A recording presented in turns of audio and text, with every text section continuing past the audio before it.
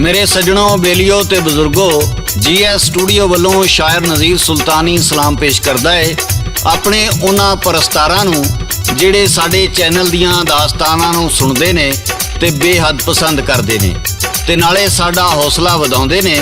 अपनियां फरमाइशां राही अपने मनपसंद दीआं दास्तानां पेश करन लई आखदे ने। असीं तुहाडे बहुत शुक्रगुजार हाँ।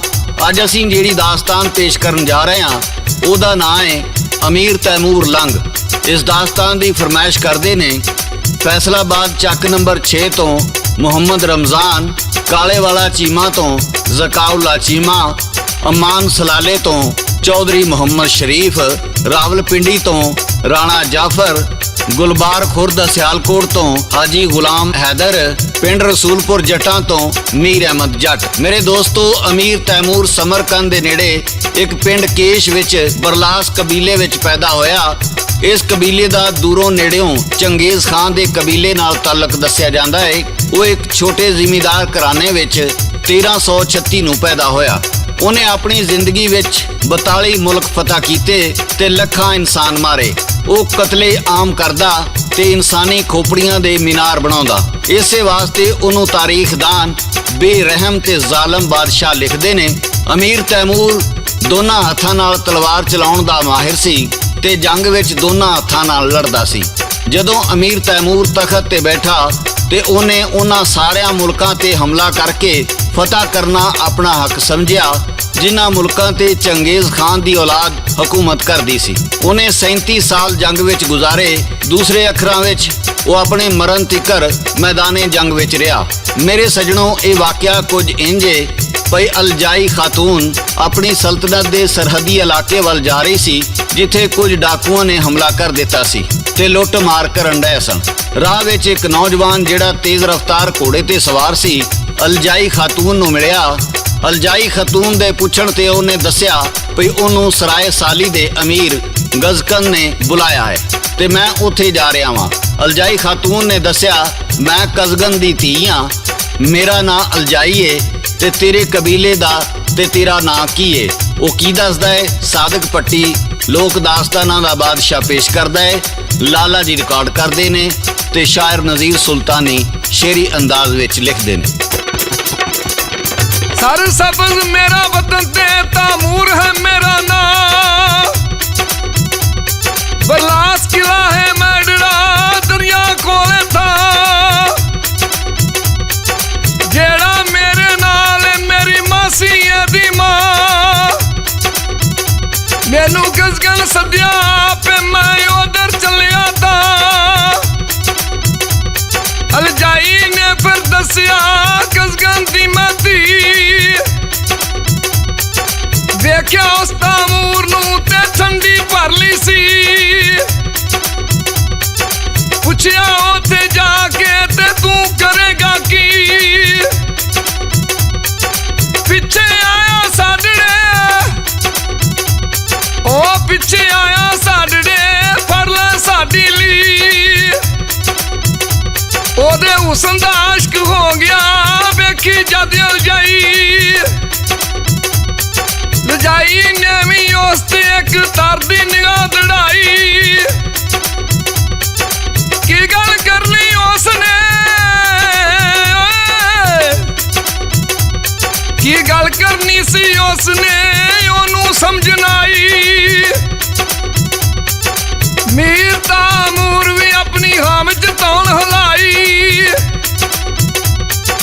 डाकू अगे सौने ते असियां बंदे 4, तलवार तीर भी कटने देणगे सानू मार, हमला असी करिए जरा होके असी शियार, 5 साडे नाल गोलियां और असन खबरदार।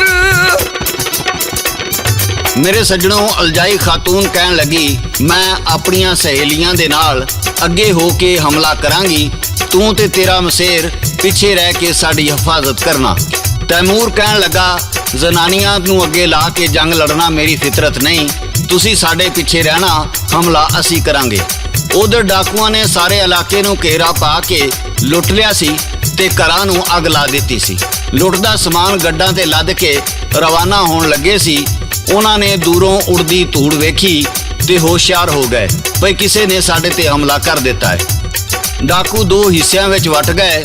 50 ਨੇ ਲੁੱਟੇ ਮਾਲ ਦੇ ਆਲੇ ਦੁਆਲੇ ਘੇਰਾ ਪਾ ਲਿਆ ਤੇ 50 ਲੜਨ ਲਈ ਉਹਨਾਂ ਤੋਂ ਵੱਖ ਹੋ ਕੇ ਖੜੇ ਹੋ ਗਏ।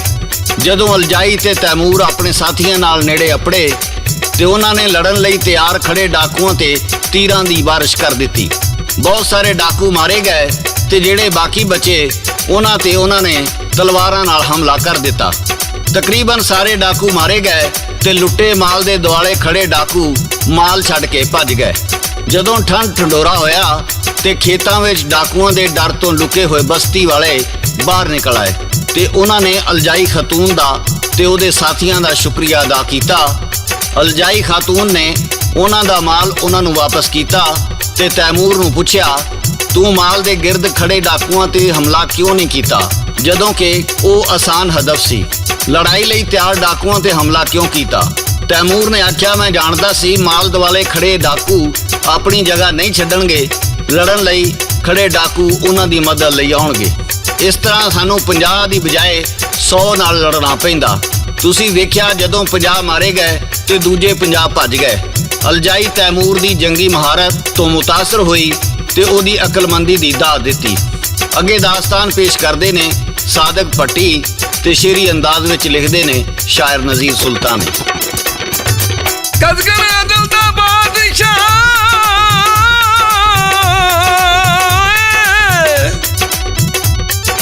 ਕਜ਼ਗਨ ਅਦਲ ਦਾ ਬਾਦਸ਼ਾਹ ਅਲਜਾਈ ਜੈਸੀ ਧੀ ਜਿਹਦਾ ਮੀਰ ਤੈਮੂਰ ਤੇ ਵੀ ਲੱਗਦਾ ਗਿਆ ਜੀ। ਕਜ਼ਗਨ ਬਲਿਆ ਬਾਦਸ਼ਾਹ ਤੇ ਤਖਤੀ ਸਮਰਕੰਦ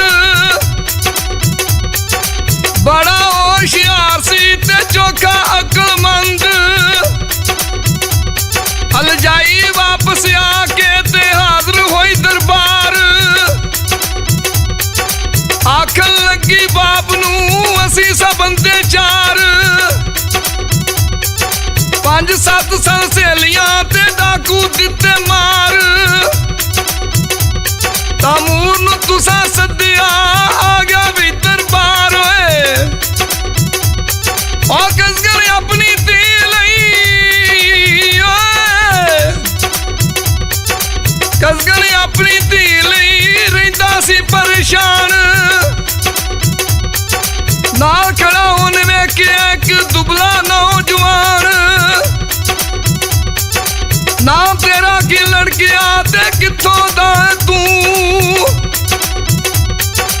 ਖੜਾ ਵੀ ਦਰਬਾਰ ਦੇ ਤੈਮੂਰ ਨਾ ਕੀਤੀ ਚੂੰ। ਬੋਲ ਸ਼ਹਜ਼ਾਦੀ ਆਖਿਆ, ਉਹ ਬੋਲ ਸ਼ਹਜ਼ਾਦੀ ਆਖਿਆ, ਇਹ ਲੜਕਾ ਬੜਾ ਦਲੇਰ। ਸਾਡੇ ਨਾਲ ਇਸ ਡਾਕੂਆਂ ਨੂੰ ਮਾਰ ਕੇ ਕੀਤਾ ਢੇਰ। ਤਲਵਾਰ ਇਹਦੀ ਸੀ ਚੱਲਦੀ ਜਿਵੇਂ ਬਿਜਲੀ ਦੀ ਚਮਕਾਰ। ਉਹ ਵਰਦਾ ਵਿੱਚ ਮੈਦਾਨ ਦੇ ਦੁਸ਼ਮਣ ਨੂੰ ਲਲਕਾਰ। ਵਰਦਾ ਵਿੱਚ ਮੈਦਾਨ ਦੇ ਦੁਸ਼ਮਣ ਨੂੰ ਲਲਕਾਰ। ਮੇਰੇ ਸੱਜਣੋਂ, ਇੰਜ ਤੈਮੂਰ ਦੀ ਆਮਦ ਉਸ ਦਰਬਾਰ ਵਿੱਚ ਹੋਈ ਤੇ ਫਿਰ ਕੀ ਹੋਇਆ, ਇਹ ਅਸੀਂ ਤੁਹਾਨੂੰ ਦਾਸਤਾਨ ਦੇ ਦੂਸਰੇ ਹਿੱਸੇ ਵਿੱਚ ਸੁਣਾਵਾਂਗੇ। ਸਾਡੇ ਚੈਨਲ GS ਸਟੂਡੀਓ ਨਾਲ ਜੁੜੇ ਰਹੋ ਤਾਂ ਜੇ ਤੁਹਾਨੂੰ ਨਵੀਆਂ ਦਾਸਤਾਨਾਂ ਸੁਣਨ ਲਈ ਮਿਲਦੀਆਂ ਰਹਿਣ ਤੇ ਤੁਹਾਡੇ ਪਸੰਦ ਕਰਨ ਨਾਲ ਸਾਡਾ ਹੌਸਲਾ ਵੱਧਦਾ ਰਹੇ। ਇਹਦੇ ਨਾਲ ਹੀ GS ਸਟੂਡੀਓ ਵੱਲੋਂ ਸ਼ਾਇਰ ਨਜ਼ੀਰ ਸੁਲਤਾਨੀ, ਲਾਲਾ ਜੀ ਤੇ ਸਾਦਕ ਭੱਟੀ ਨੂੰ ਇਜਾਜ਼ਤ ਦਿਓ। ਅਸੀਂ ਫਿਰ ਕਿਸੇ ਨਵੀਂ ਦਾਸਤਾਨ ਨਾਲ ਦੁਬਾਰਾ ਹਾਜ਼ਰ ਹੋਵਾਂਗੇ। ਉਦੋਂ ਤੱਕ ਰੱਬ ਰਾਖਾ, ਰੱਬ ਰਾਖਾ, ਰੱਬ ਰਾਖਾ।